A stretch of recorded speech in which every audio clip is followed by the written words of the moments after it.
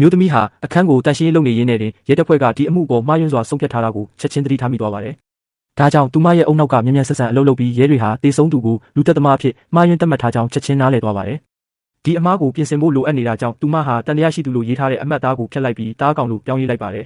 ။ဒါဟာအကူအညီနှဲငယ်ပေးလိုက်တာလို့သူမထင်ခဲ့ပေမဲ့အမှုကိုတာဝန်ယူထားတဲ့ရဲအရာရှိကတော့ဒေါသတကြီးဖြစ်သွားပါတယ်။ကံကောင်းတာကရဲစခန်းမှာလုံခြုံရေးကင်မရာတွေရှိနေပြီးအဲ့ဒီအမျိုးသမီးဟာလွန်ခဲ့တဲ့ညကကနေခဲ့တာကိုအပြည့်အစုံမှတ်တမ်းတင်ထားနိုင်ခဲ့ပါတယ်။အမျိုးသမီးကြီးကြပ်ရေးမှုကတော့ရာဇဝတ်မှုကိုနှောက်ယှက်တာဟာထောင်ကျနိုင်တယ်လို့သူမကိုပြောပါတယ်။ဒါပေမဲ့သူမကတော့အမှားတစ်ခုကိုပြင်ဆင်ပေးုံတက်ပဲလို့ပြန်ပြောခဲ့ပါတယ်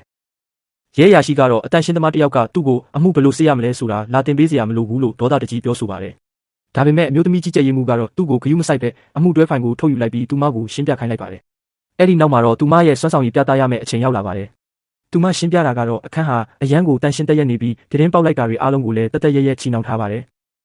ဒါပေမဲ့လိုက်ကတစ်ခုပဲချီနှောင်မထားတာကြောင့်အဲ့ဒီလိုက်ကကျိုးကိုတခြားတနေရာမှာတုံးထားခဲ့မှန်းသိတာပါတယ်။ပြီးတော့ကလတ်ထိုင်ပေါ်မှာလည်းအမှတ်သားတွေရှိနေတာကြောင့်တစုံတစ်ယောက်ကိုကျိုးနဲ့တုတ်ထားခဲ့မှန်းသိနိုင်ပါတယ်။ဒါပေမဲ့တေဆုံးသူရဲ့ခန္ဓာကိုယ်ပေါ်မှာတော့ကျိုးနဲ့တုတ်ခံထားရတဲ့အမှတ်သားတွေမရှိပါဘူး။ဒါကြောင့်အခင်းဖြစ်တဲ့နေရာမှာတတိယမြောက်လူတစ်ယောက်ရှိနေခဲ့တာထင်ရှားနေပြီးဒီအင်ရှင်မဟာတက်ဖြတ်ခံရတဲ့တားကောင်တက်တာဖြစ်တယ်လို့ရှင်းပြလိုက်ပါတယ်။